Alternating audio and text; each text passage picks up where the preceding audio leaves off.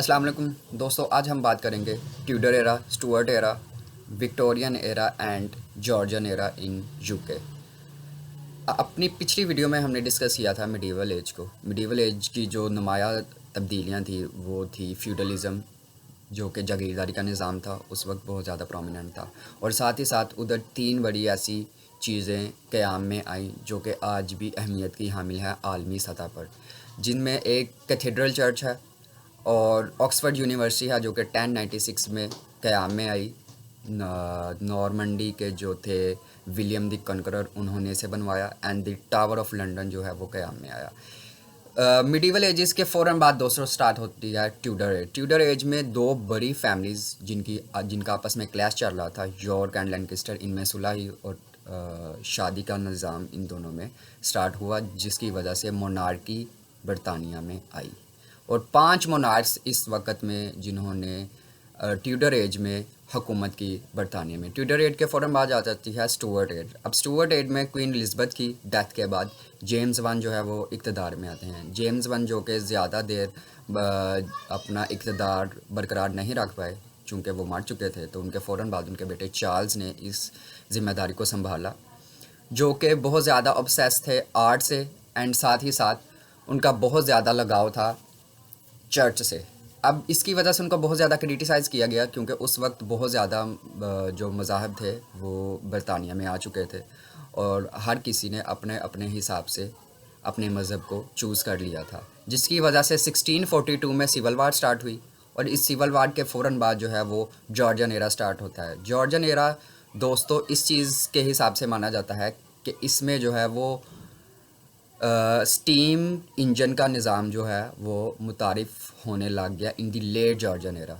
और इसकी नुमाया जो तब्दीलियाँ थी उनमें एक सबसे बड़ी बात ये भी है कि जिसकी वजह से बरतानिया को द ग्रेट ब्रिटन्स कहा जाता है, द एक्ट ऑफ यूनियन।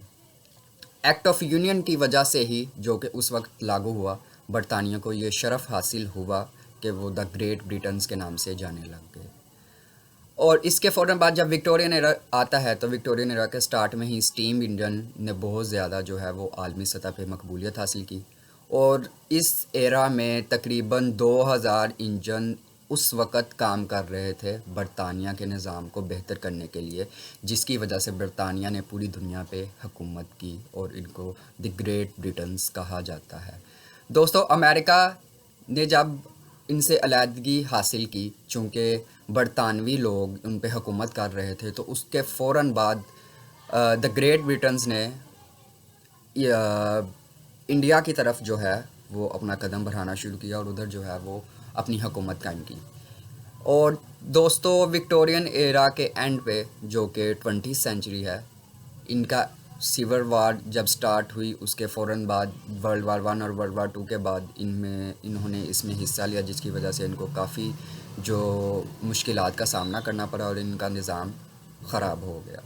इसकी वजह से इनका जो द ग्रेट ब्रिटन जो इनको एक लक़ब मिला था वो ख़त्म होने लग गया। दोस्तों ये कहा जाता है कि ग्रेट ब्रिटन्स इनको इसलिए कहा जाता था कि इनकी हुकूमत दुनिया के ऑलमोस्ट इतने एरियाज़, इतनी टेरिटरीज़ पे था कि किसी भी एक वक्त में उनकी एक टेरिटरी कोई भी ऐसी नहीं थी जहाँ पे सूरज ग़रूब हो जाता हो, जिसकी वजह से इनको ग्रेट ब्रिटन्स कहा जाता है। लेकिन 20th सेंचुरी में सब चेंज हो गया और इनको शिकस्त का सामना करना पड़ा और फिर अपना निज़ाम ख़राब होता देख इनको वापस अपने टेरिटरी में आना पड़ा और अपने निज़ाम को संभालना पड़ा। और इसके साथ ही इन्होंने 1947 में इंडिया को अलग कर दिया।